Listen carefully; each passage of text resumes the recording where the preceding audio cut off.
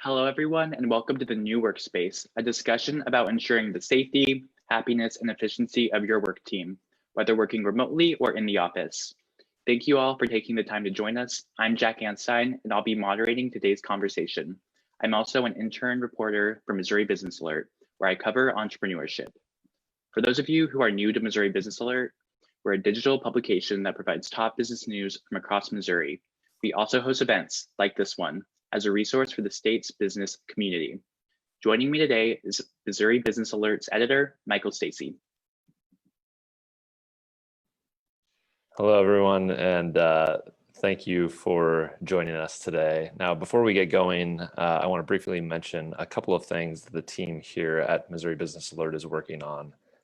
First, we have a daily email newsletter, The Morning Minutes. It delivers the day's top business news from all across Missouri, and you can subscribe for free at missouribusinessalert.com/subscribe. Additionally, we also have a weekly podcast, Speaking Startup, that covers a lot of the same issues that we'll be discussing here today.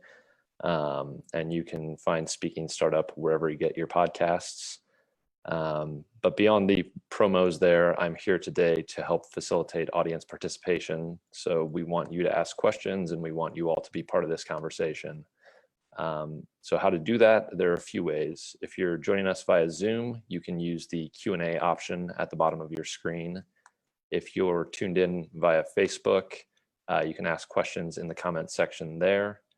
And if you're on Twitter, you can tweet at us. Our handle is @MoBusinessAlert. That is @MoBusinessAlert. So we'll keep an eye on all those channels and try and get everyone engaged in this conversation as much as possible. And now back to Jack. Thank you. So at Missouri Business Alert, we get to tell stories about businesses of all shapes and sizes across Missouri. And these businesses operate out of a wide variety of workspaces. And during the COVID-19 pandemic, many companies have had to change the way their workspaces run or move workspaces altogether. So some topics we're going to discuss today are how different types of workspaces, from the office to co-working spaces to remotely run businesses, have adapted during the pandemic, how the use of technology and communication has changed in the workspace, as well as how to continue productivity in the workspace and give attention to the mental health of your work team during the pandemic. We're very happy to have a panel of business experts from across the state joining us to share their insights. All of our panelists have insight into different types of workspaces or different aspects of the workspace. I'll briefly introduce each of our panelists and then let them tell us about their companies and their workspaces. So first, we have Clarence Tan with Bottle from Kansas City. Clarence, thank you for joining us. Of course, glad to be here. Hi, everyone. My name is Clarence. I've been a game designer and a product designer for the past 9 years, and I'm currently the CEO and co-founder of Bottle Learning, which is a gaming platform for education that makes elementary education fun for students and easy for teachers, which has been a huge painkiller in the recent months for parents and teachers who have experienced, trouble engaging their kids during this interesting time. Our team has been mostly remote, and I'm super happy to be here today to talk more about it. Thank you. And next, I'd like to introduce Delight Deloney. She's working remotely in St. Louis with the Council for the Society of Human Resources Management, or SHRM. Hey everyone, my name is Delight Deloney, and I work for the Society of Human Resource Management, SHRM for short. It's based out of Alexandria, Virginia, and I'm located in St. Louis.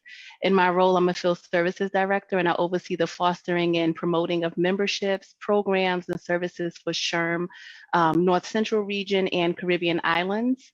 And I have been with SHRM for about 8 months. And next, we have Gerald Smith with PlexPod in Kansas City. Hello, everyone. Founder, CEO of PlexPod. We launched PlexPod about 5 years ago. We have fixing to open our 5th location, approaching 300,000 square feet, and over 300 companies, that office at PlexPod. So it's been an exciting 3 months, to say the least. Great. And then finally, we have Kristen Brown with Hoop Design Co. from Columbia. Hi, my name's Kristen Brown, and I'm the owner and chief creative officer at Hoop Design Company. We're a 13-person, women-owned and led ad agency, and we're located in downtown Columbia, where most of us are back to the office now we still have 4 people working remotely.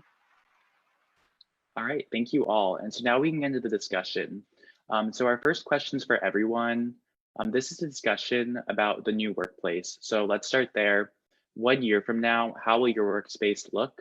And can you highlight any strategic changes you envision, as well as any changes necessitated by COVID-19? Clarence, we can start with you and then go around in the same order as introductions. Yeah, sure. So like I mentioned earlier, our team has mostly been remote. We've started 2 years ago, and it's, we have 4 people in Kansas City now, but again, our team has been mostly remote, so I don't think anything would change very much, at least now in the near future.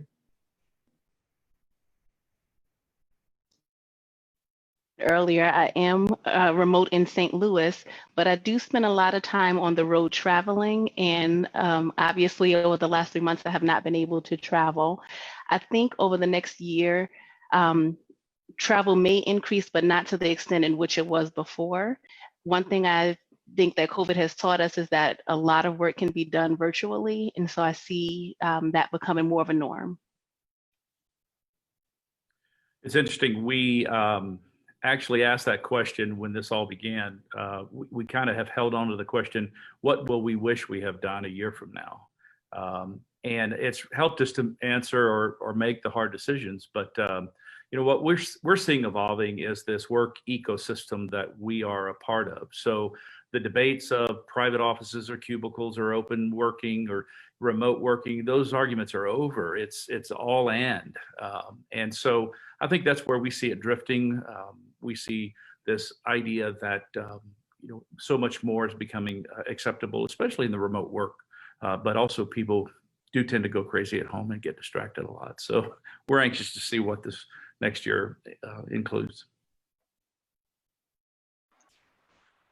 For us, we originally were almost all in the office with 2 people that worked full-time remotely from other cities.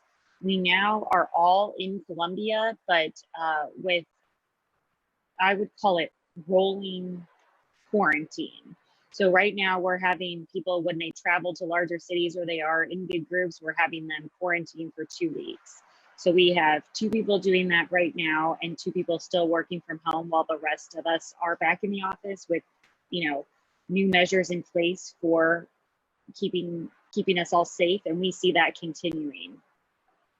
And Kristen, pigging off of the back of the conversation about new measures in in-person workspaces, there are a lot of changes to those workspaces, including a need for social distancing and other safety guidelines that people have been following in the office to keep both employees or clients safe.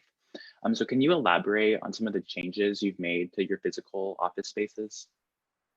Yeah, so we're all spread out now. Instead of, we had people sitting very closely together, certainly within the 6 feet, and now they are all spread out. We have wipes on every station, antibacterial pumps on every station. They were all given masks. And then whenever we're doing meetings, we require that our staff wear masks in meetings or that they meet outside. And then we don't wear the masks at our desk. But yeah, certainly it looks a lot different than it did before. And Gerald, how does it look in your co-working spaces?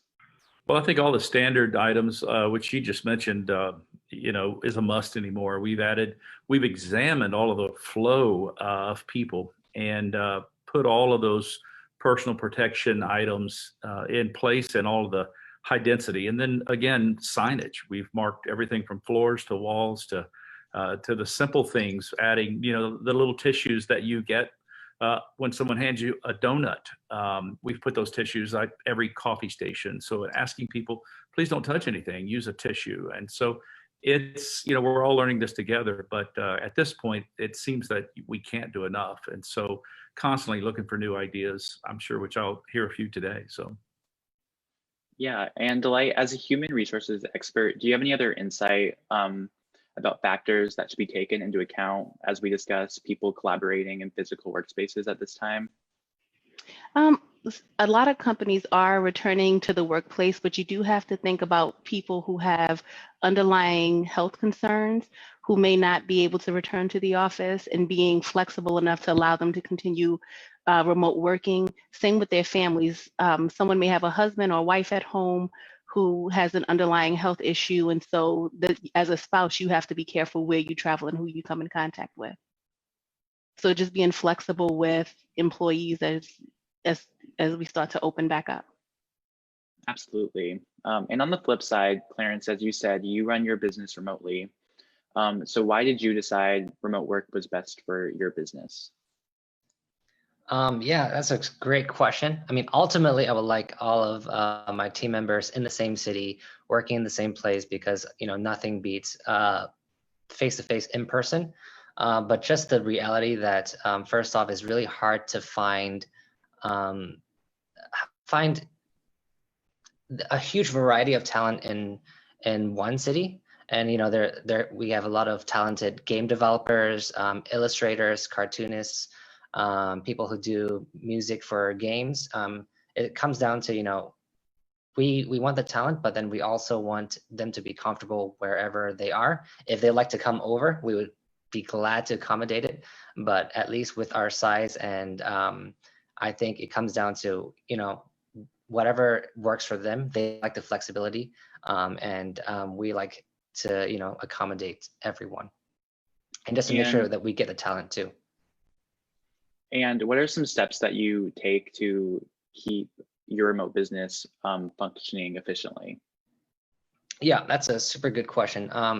We had tested a lot of that. I think for us, the first lifesaver was we switched to, there are a lot of tools out there. We switched to one where called Notion, where you can have the sales team, have the development team, the pre-production team, the marketing team, all of us can work on the same platform. That has been super helpful. I don't own any part of that business, so I'm not like advocating them for selfish reasons, but Notion has been super helpful. And yeah, and then I think really when we use, I think most companies use Slack nowadays to communicate. One thing that I have found is,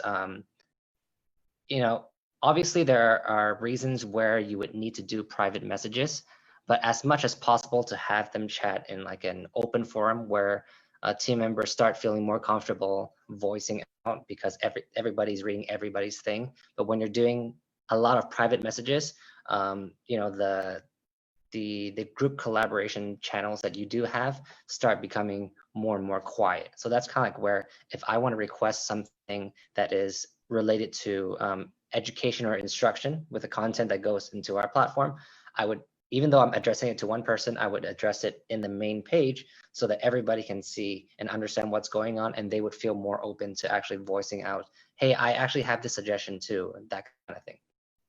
And then I also know you're looking to grow your work team while you're remote. Can you speak about how you navigated the process of onboarding new employees while remote, and what you've learned from that? Yeah, for sure. So I guess to answer the question in terms of why we also have, why remote works so well for us, we bring on a lot of masters in education students who used to be K-12 teachers onto our team, and they are taking online programs themselves. So for them to actually find practicums and real life working experience, they have to go in a remote working experience. So we have so far close to 12 master students that have come and worked with us so far. And onboarding is obviously going to be something that happens a lot, and also something that is very that we could potentially struggle with. So we actually stumbled upon this strategy by accident. We had our second intern come on, and what she did was I had her figure out some things on her own, and I was like, hey, could you document what you're doing so that I can see it? And then when the third intern came on, I was like, hey, I can just take whatever she documented and send it over to her. So I tried it out and it worked really well. So what I start doing nowadays is we have a wiki for employees. And then whoever is jumping on a new role, we have them document everything that they're doing. And then whoever is jumping onto a very similar position, they would read through the documentation, and then anything that they would improve on, they would add on top of the documentation. So there's a living document that makes onboarding new team members really, really quick. Does anyone else have any insight on onboarding new employees or growing your team at this time?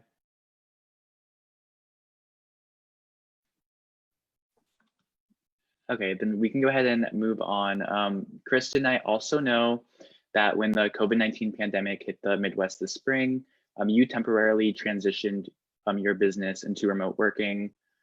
You're now back in the office, but from that experience, what was the biggest lessons that you learned? I would say, we certainly don't take our workspace for granted anymore. I think it's really obvious to us how important being together is for collaboration and creativity specifically. So I think that we have always worked from home 1 day a week. Tuesdays is our work from home date, so that will continue to be the case. But I think people appreciate that, and they appreciate being in the office a lot more. I think that another thing I really appreciate is just how nimble we were able to be to react so quickly, both for the business, but also for our employees. And I think that that's really inspired me as far as our size and kind of the structure that we have in place. I'd like to kind of maintain that nimbleness, because I think it really proved to be extremely valuable at such a critical moment. And then Gerald, as you kind of said earlier, through what you do with co-working spaces, you're involved in multiple different types of workspaces. So as you're kind of part of this adaptive workspace, how has this unique position impacted your perspective when it comes to running your business? Well, sure. I mean, with what we do in a sharing economy for office space, we're paying close attention to the pains and the challenges of all those companies that office at PlexPod. There's a corporate culture that happens that's really unique and awesome when you have lots of companies that are working in the same facilities and sharing spaces. But at the same time, with COVID emerging, not everyone's going to react or respond the same way. So you have to stay very attuned to the different challenges that the companies are facing. I mean, you can imagine, just like you have a circle of friends, the conspiracy theories about COVID. I mean, if you get a group of 1,000 people in 4 or 5 facilities, you're gonna have a lot of different views and a lot of opinions. So we're trying to be cautious that we're not, some type of referee or setting some type of standard. These companies still have to be responsible for themselves, but we're putting the information out in front of them, helpful information that's coming out of the various industries, healthcare, real estate, to adapt to these new guidelines. But in essence, what happens within their team, their space, is their responsibility. And I want them to feel our support of that, not to ever feel challenged by us. Great. And then, not to backtrack too far, but Delay, I also wanted to touch back on the conversation of onboarding, and was wondering, what are you seeing more broadly as far as best practices and pitfalls that onboarding teams have in this current environment? So far, I've seen a lot of remote onboarding, or companies have reduced the sizes of the amount of people that they bring in for onboarding so that they can maintain that 6-foot distance between everyone. And I've seen a lot of companies go to virtual internships. And unfortunately, some companies have had to cancel their internships, but we're able to provide scholarships to those who are now out of an internship because of COVID. Great, thank you. And so earlier, Clarence, you were talking about the different platforms you use for communication in your workspace between your employees. And so I wanted to talk across the board. What are some ways that you communicate with your employees and clients, and how also they can communicate with each other, and how that's changed during the pandemic? So Kristen, do you want to get us started on this conversation? So specifically how we've been communicating with each other during the pandemic. Yeah, I think, kind of what Clarence was speaking to earlier, I think that like Slack we had already been using, and Basecamp we had already been using, as well as Drive. We have a local server, but As far as our day-to-day work, we do use those platforms the most. And that was just so amazing to be able to pivot really quickly. Like I would say we were up and running from home in only a few hours, whereas larger organizations, I think it's almost like trying to turn the Titanic, when you don't have these practices in place at this point. So for us, I feel like it was fairly easy. And I totally agree with Clarence, apps like Slack have really transformed the workplace and allowed us to be able to communicate all together instead of, like email kind of feels dead at this point as far as internal communication, which allows us to, again, just move more quickly when we can all see that open communication. We can all see the status of a project or something that we're creating in real time because of technology like Slack and really just cloud-based computing, has changed everything. Gerald, do you want to talk about communication in your workplace next? Sure, totally agree with what everyone's saying. The Slack thing especially, and I agree with Clarence, that these private conversations, you tend to create a different type of culture. It's still a virtual culture, but the more you can expose all of your employees to the overall conversation, whether they're participating or not, it's like a stream of consciousness within the company. So we have an app that all PlexPod members carry and have mainly used to book meeting rooms at any location or use member benefits at restaurants, things like that. But we are now integrating Slack into that. That rolls out this month. This month meaning tomorrow, July. We're also integrating video conferencing. So just like you can go and select a meeting room and book that meeting room, you can just call your other team members to a video conference within the app.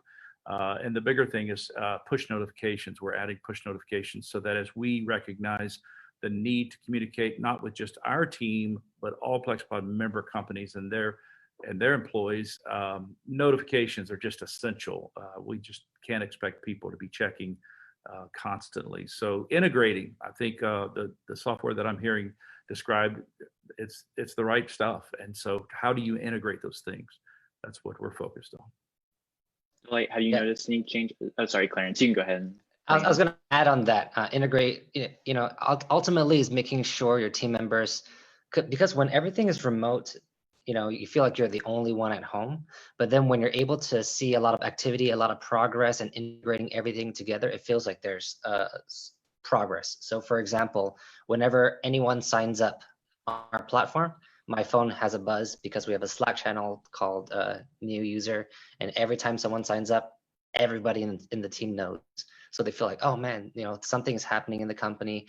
Whenever somebody finishes a ticket on our project management software, it gets posted on our production channel so that everybody knows, hey, look, work is actually being done by other team members. So it feels a lot more alive as compared to having just Slack as pure communication. Yeah, and that definitely, I guess, helps foster a work environment as even when everyone's not in the same location. Delight, do you have any additional insight on communication in the workplace at this point in time? So I completely agree with everyone in terms of Slack and other ways of communicating. But honestly, we've started to pick up the old phone, and use that more. It keeps you connected. It allows people to feel like they are not alone. I know a number of people on my team do live alone. They're remote. And so we want to make sure that everyone stays connected. So every now and again, we just pick up that old phone and give a call. Great. And as we talk about communication a lot, a reoccurring theme that's coming up here is the use of digital services and technologies, even if it's something as simple as the phone. But does anyone have any additional technologies you've used that you haven't brought up yet to support your business during the pandemic?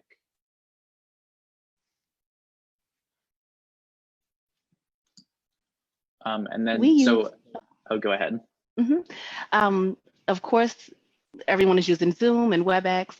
When we do online webinars or virtual webinars, we use a platform called On21, and it makes it really easy for for people to join, for you to go through a presentation, get information in real time, be able to view the presentation, download the presentation, and chat with others that are part of the webinar.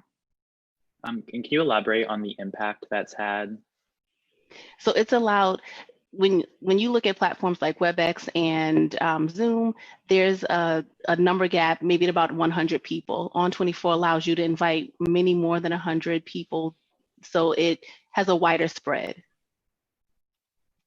And then to talk more widely about the different services and technologies that we've been bringing up here, has anyone noticed any gaps in these technologies, and what sort of communication is lost in our current environment? I would speak to the fact that we manage a lot of guests at our facility, so people entering in facilities, health department has asked that we register everyone that walks into any facility for 10 minutes or more and keep that information for 30 days. But the idea of coming in and touching a pen or touching something, our systems, we used a software program with an iPad called Greetly. So you could walk into a PlexPod location, select your name if you've been there before, it recognizes you, but it alerts who you're there to visit. And we're just trying to automate the system. Well, suddenly with COVID, you don't touch screens anymore. We don't do these things. So we've had to adapt those into our software systems, allowing people to use their own mobile devices. So when someone walks in now, we just direct them on what to do on their mobile device, whether that's through a scan of something or even to the website registration. So it's all the same. It's just it's kind of a no-touch approach. And I think a lot of these companies are working quickly to adapt or create new features.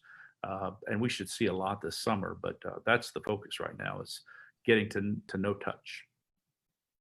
Kristen, how about you? Have you noticed any gaps?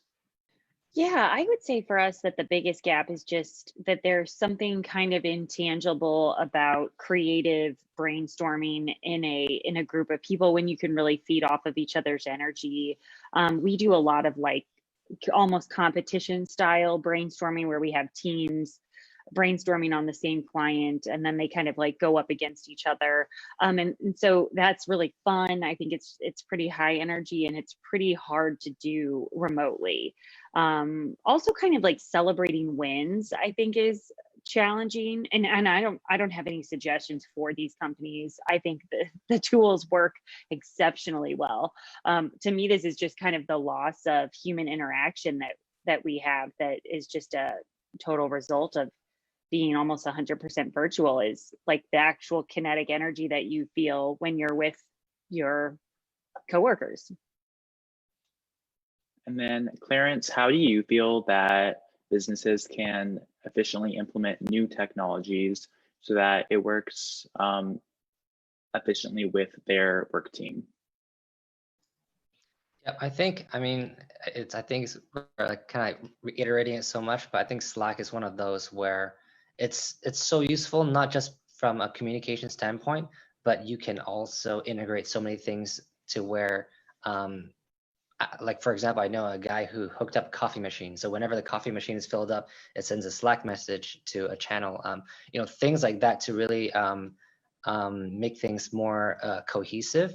I am part of a group, and we actually use a program called gosh, what is the name right now? I can't remember. Let me see. It's called Discord. So it's what most gamers use for chatting. So it's very similar to Slack, but what you can do is as soon as you join the channel, you can start talking into it. And that has been pretty good in terms of, hey, I just want to join the chat channel and chat with someone right now, and everybody's chatting in the room. I don't have to press call.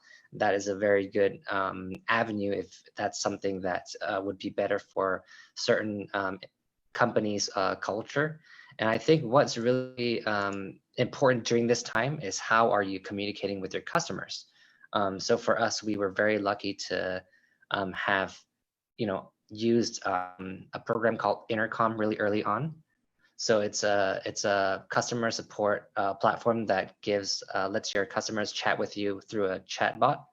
But in addition to that, it's like a CRM mixed with chat bot mixed with like support guides and things like that. So during the COVID pandemic, as soon as schools started closing, our usage rate and our signups went up by 20 times. And it was literally Intercom that saved us and helped us turn our user retention rate from 7% to 23%, because they were able to right off the bat just talk to someone, and it's not a bot, it's just like they're actually talking to us. So even though it was a lot of work, we were able to get a lot of feedback really quick, really early on, and we were able to really make that transition. So if you do have a software product or even an agency, use either Intercom, and there's a free version called Tidio, called Tidio, which is free. Yeah, and it does seem like your business has really benefited from a lot of these softwares during this time. Do you ever worry about information overload or distraction as you implement these different automated communication technologies? So once in a while, I guess the biggest quote unquote distraction would be when kids try to sign up for it, and then they would use the chat and start spamming us and trying to, chat with us and say, hey, I like this, or, how come there's no a game for this? How come there's no outfit for this? And things like that. So for us, is making sure that we can really identify which are the users that have really big pain points then and there, so that we can prioritize. And then Delight, have you noticed any additional challenges that arise when businesses implement technologies at their workspace? Not being able to access a platform. Now that we have so many people, bombarding all of these platforms, bandwidth is starting to run low. And so being able to efficiently run a meeting, being able to efficiently run a webinar has been one of the pain points that we've seen. And for some of the issues that come up both in your workplace and other issues people discussed, do you have any potential solutions to these challenges? At the moment, I don't know. Okay. And then additionally, to kind of change topics a bit, the pandemic has brought a lot of stress for some people, which can impact mental health. So I wanted to ask you, what are some common mental health issues that might arise given the pandemic and the disruption of the workspace? Question to me? Yes. Okay. So when you're looking at mental health, right now, I think about 43% of Americans or employees are reporting that they are feeling down, feeling sad, feeling depressed because of the separation from others. And so as employers, you have to be ready to provide services for them. So it could look like an EAP program, making sure that that's readily accessible to employees so that they can deal with what they're feeling. I wouldn't put that on any employer, because unless you're in the mental health profession, that's not your role. And being able to provide people with the services that they need will help them deal with those mental health stressors. Also, making sure that employees know that just because they are working remote and that they're working at home, that does not mean that they have to work, 12, 13 hours a day, and they can take time away to regroup, to refresh their brains, and then come back on. We find a lot of employees, when they work from home, they spend a lot more time at their desk. So then you start to see the issues with your back, other health concern issues. So giving them the understanding that they've got the freedom to take a break away, and also providing those services that your employees need. And then do you have any tips for businesses in spotting some signs that their employees and work team may be overstressed or be struggling with a mental health issue? And being able to spot those? Yes. Honestly, right now with people being remote, it's a little more difficult to spot. So you really have to go out and ask your employees, how are you doing? Is there something I can help you with? When you're in the workplace and you see someone starting to disconnect more than what they typically do, you might want to pull them aside and again, just ask, how are you doing? Is there something I can help you with? And make sure that they know it's a safe space. And if they don't want to open up and tell you, again, provide them with EAP services and make sure that they have the contact information to call. Okay. And I also wanted to ask everyone, what can businesses do to look after the mental and emotional well-being of their employees? Kristen, can you please start us off? Yeah, this is something that we have put a high priority on for a while, just because we find that certainly creativity can be really impacted by mental health concerns. So we pay for coaching for all of our staff at 100%, which is a technique called EFT or tapping. So everyone is allowed to do that. We hosted group sessions of that during when COVID started weekly.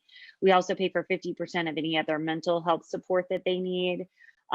During the stay-at-home order, we encouraged everyone, because we do track our time so closely because it's our commodity, we encourage them to put moving their body in their timesheet. So essentially we paid them to work out and to, like Delight said, get off their desk, go outside, work out, move their body, because we know that has such a positive impact on mental health as well. So we were also super transparent. We have a employees password protected site called hdco.life, which houses all of our training information, and we laid out our plan for what we plan to do, if depending on how the downturn was to affect the business. And I think that helped a ton. I think it was a lot of information. Maybe for some people it was a little bit scary, but it was also, we weren't pulling any punches. I think people really felt like, okay, phase 1, phase 2, phase 3, I see the road laid out ahead, and what will be expected of me or the business as we, move through this unknown time. Gerald, how about you?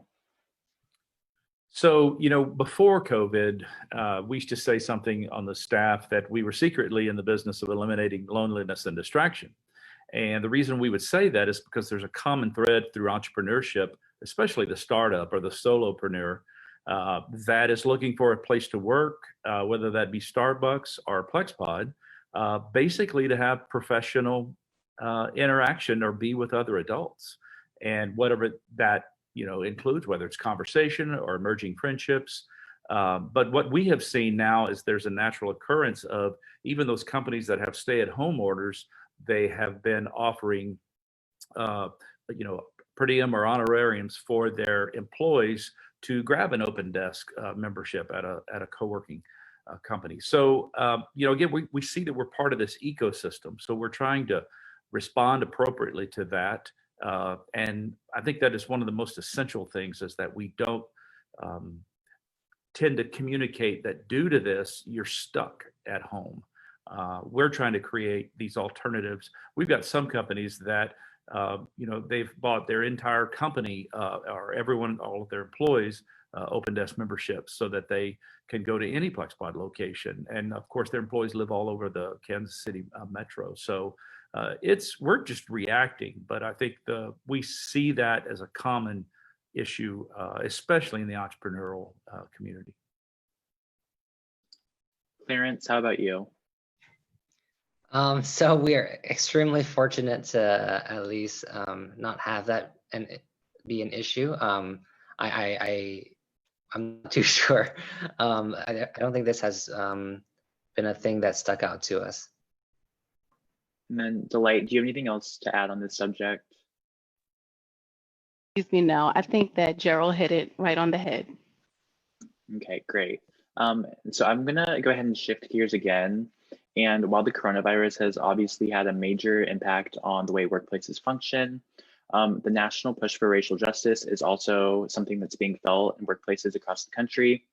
And I understand that by bringing this up, this is only scratching the surface of potential discussion that could be had on this topic. But it's something I wanted to make sure that we mentioned because it does have an impact on workplaces. So in creating the new workplace or the workspace of the future, what are some tangible steps business owners can take to ensure that equality is part of that workplace?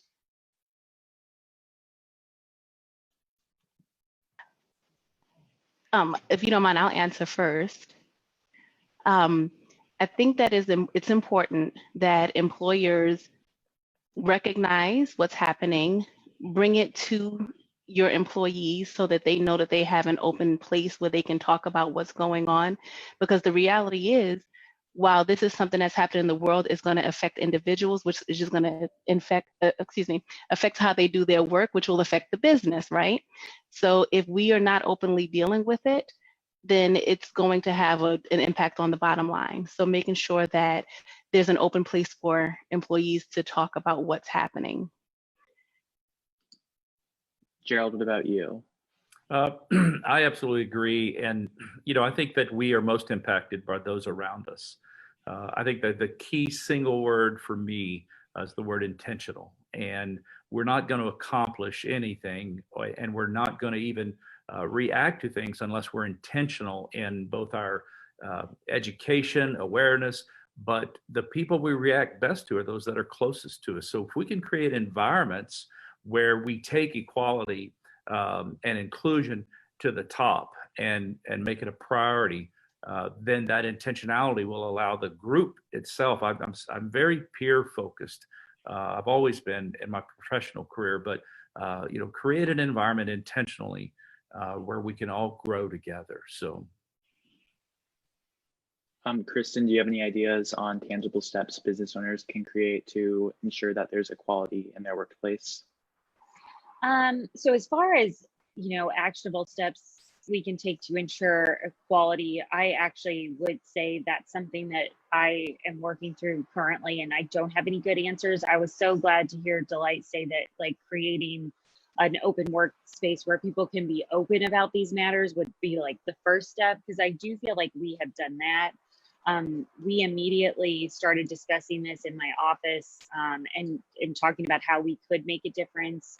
We already donate our pro bono project every year is with a team called the Bold Academy, which is a local group in Columbia, Black and Brown Opportunity Leadership and Development. So we were able to, put some hours towards their account right away, raise money for them, selling Black Lives Matter signs, which really exploded more than we could ever have imagined. And I think, my number one goal is to make sure that this is a workplace where people are proud to be a part of, and that they feel very supported and that it's an open environment for them to voice their feelings. But it's certainly something that I'm dealing with as well as an owner and a manager of a very predominantly white office. How do we change that moving forward? Clarence, do you have any ideas? Not a lot. We've been extremely fortunate to have a extremely diverse team, and it just happened naturally. I think all of us really focused. Our main focus was the mission of the kids that we're helping, the schools that we're helping, and then for that, a lot of the team members that naturally came to us are extremely they do extremely well, and for some reason, and I can't put a pin on it, our team is naturally diverse. We make sure that we get the input of our team members, of our customers. So if you look at even our characters and everything that goes into our product as well, it's very diverse and accommodates for pretty much everyone. And then do you also have any thoughts on the importance of facilitating a workspace where all voices are heard? Is that guided to me? Yes. Yes, I mean, ultimately, I think we always keep our direct line of communication available. Our team, it seems like they really like talking as a group, and I think ultimately it comes down to if there's any issue, it's a little bit more effort on the founders of the company to make sure you respond as soon as possible, especially when everything is remote, because there's less human interaction. So when you respond as soon as possible, that they kind of get the feeling that, oh, I'm always readily available. Something that we also do is we like to share our calendars so that if they see that we don't respond, more often than not, they'll know that, hey, look, he is in a meeting, I get it.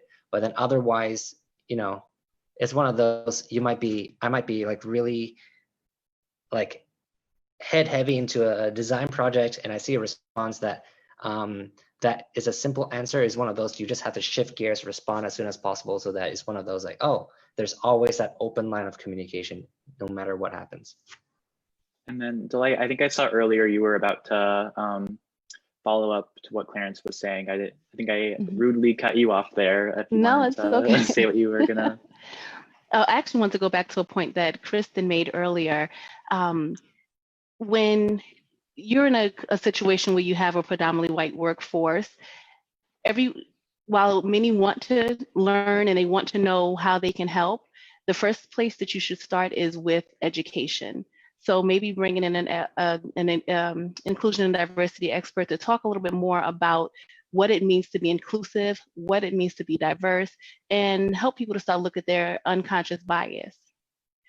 So education is key. And then Delight, did you also have any input on the importance of facilitating a workspace where all employees and everyone in the work team feels that their voice is heard? You know, I would agree with Clarence. At my company, SHRM, we have that open door policy where you literally can call our CEO on the phone and have a conversation with him, but just having open lines of communication, making sure that employees know that that we hear them, because not only can you call our CEO, but you're going to get an answer. And if he's not available at that moment, he'll call you back. Okay, great. And then to transition again, my final question before we open the floor to the audience questions is looking towards the future. How can we create sustainability in the workplace at a very uncertain time? So Gerald, do you want to get us started with that? Unpack that a little bit. Sustainability. What?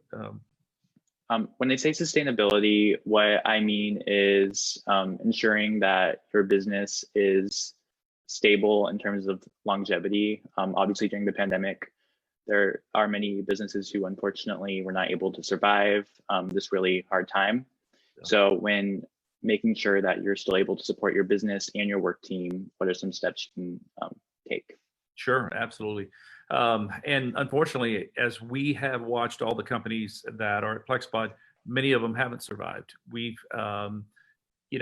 tried to work with people on a one-on-one basis, and we feel like we're in some bit of a stable environment now as compared to April and May.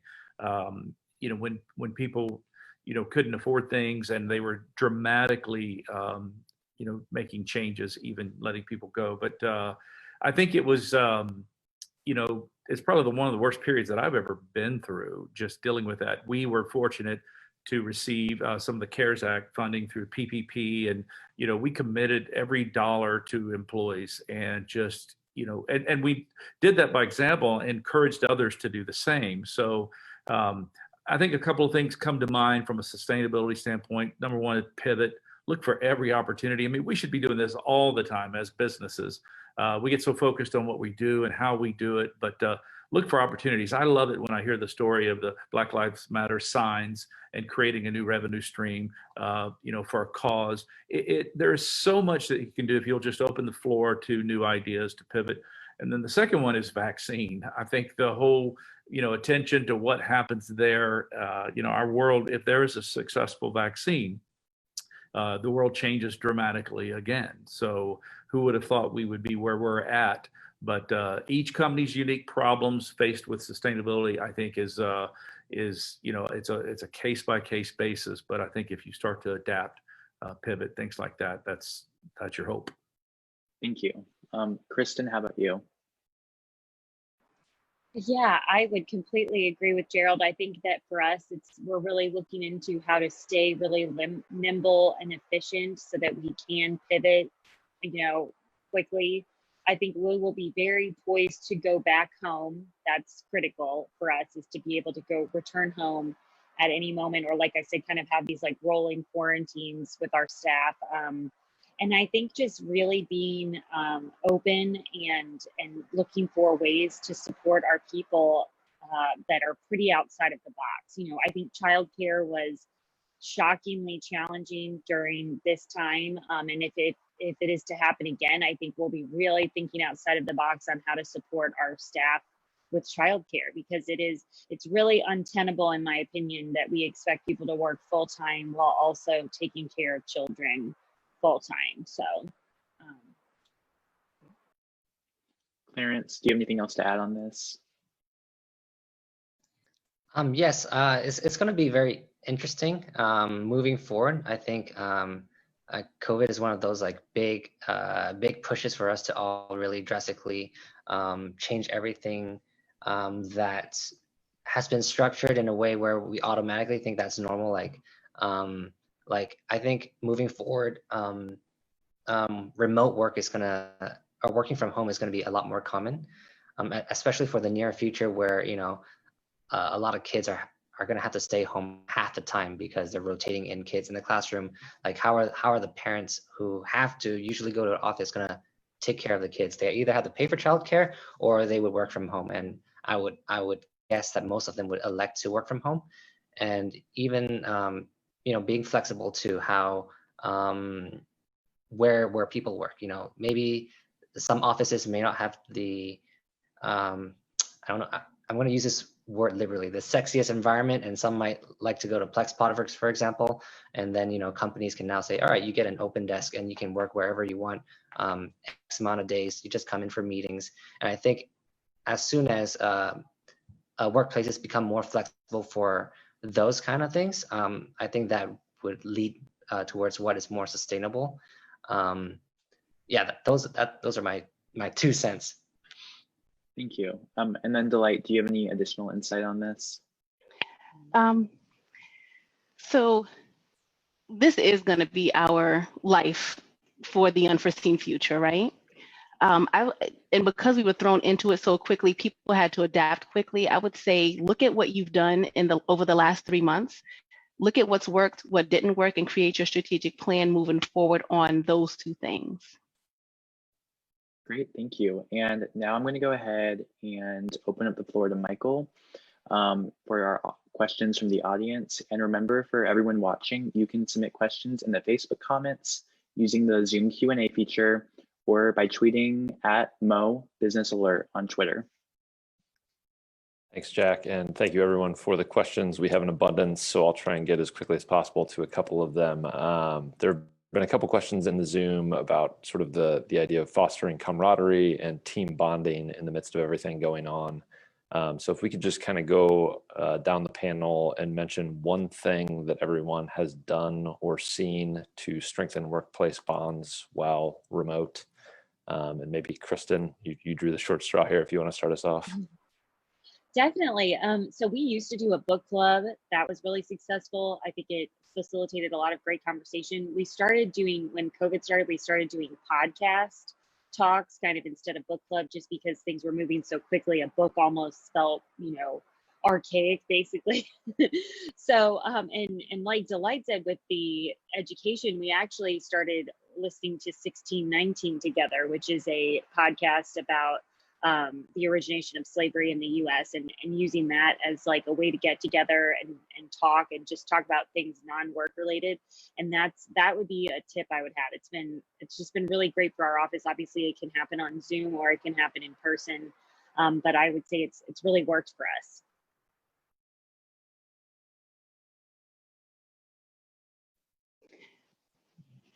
So I've got 2. In our Slack channel, we have a daily fitness challenge. And once you complete the challenge, you mark it and then you are put in a drawing to win a prize. So that gets people going when they know that they can win something, right? The other thing is my team as a whole, every Monday we go on what we call a walkie-talkie. And really what that is everyone on the team joins the call from their phone and you go out and you walk during that meeting. And we call it our walkie-talkie. Great name. I like, those are great ideas. There's a couple of things, we all basically don't want another requirement. So at some level, as a company trying to do something unique, but it feels like one more requirement, I would suggest that you hesitate before you start to do those things, but try to find the things that are fun, trivia, get to know people. We've seen everything from doing, tours of your home to, never have I ever games where it's just trivia, learning things about people. We've done, meet our pets, Zoom calls. So just, kind of try to take advantage of the things of people's natural interests. that also helps others get to know people better. So.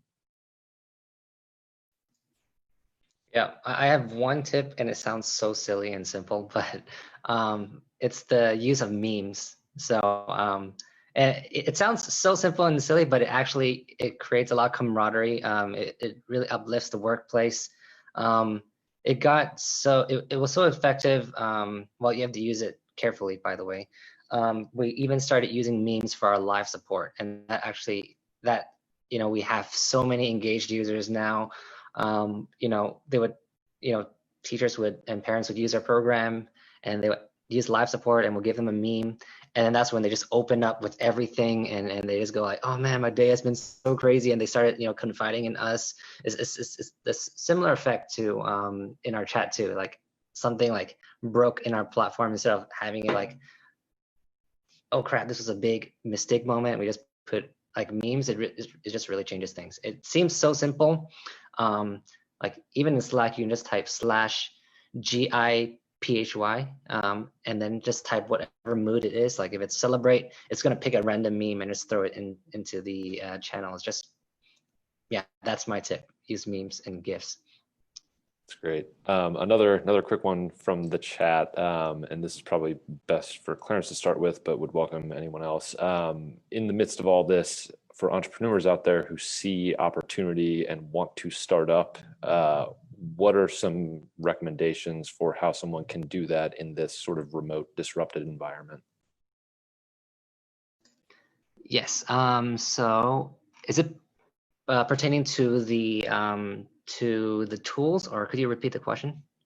Just any sort of high-level guidance for people who want to start up with a remote operation in the current environment.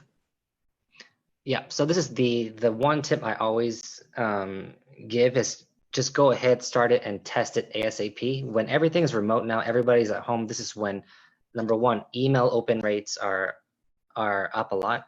Everybody is starting to use social media, and so it's one of those, if you can use an existing tool to kind of prototype a service, just go ahead and try it. You don't have to necessarily go through the whole process of raising funds, using the funds to pay a firm to build a prototype and then test.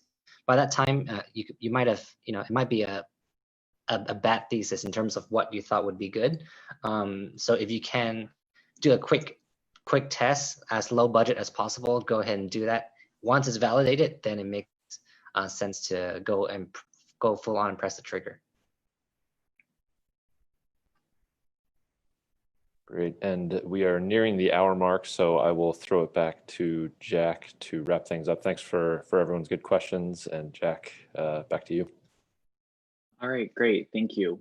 And then really quickly, to end on a high note, can everyone just briefly say one unexpected positive that their team has found coming from adjustments required by the coronavirus? Gerald, we can start with you. I think it's what we were just talking about, where we're trying to look out for people's, their mental health. And I have just gotten to know people better. And, we understand the human interaction face to face is best, but having to be intentional, I have truly learned more. And I think it's been one of the greatest pieces of all this terrible new abnormal.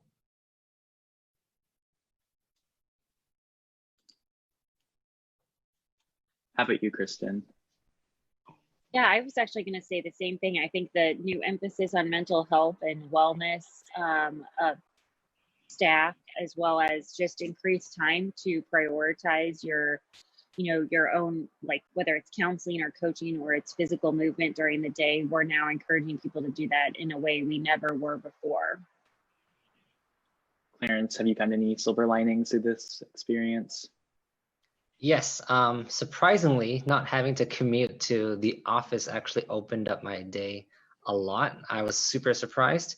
And I think as long as you're able to pull off from distractions, being able to say, you know what, instead of having a straight 9 to 5 saying, I'm just gonna go for a walk for 30 minutes, or I'm gonna go get a snack and work out in the middle of the day. Having that flexibility working remote now really changes perspectives in terms of, hey, what does the future workforce look like in terms of requirements from companies and things like that. And then it is 1 o'clock now, so I don't want to cut you off too much, Delight, but do you have a quick silver lining for us? More family time, getting back to basics with your family. That's been the silver lining here. Okay, thank you all. And that's all the time we have. Again, I'd like to thank all of our panelists, Kristen Brown, Delight Deloney, Gerald Smith, and Clarence Tan, and of course, everyone watching us from home. A recording of today's discussion will be available soon for you to revisit or share with others. And if you're interested in keeping up with everything else Missouri Business Alert is doing, please check us out at MissouriBusinessAlert.com. Stay safe and have a great day. Thank you. Thank you.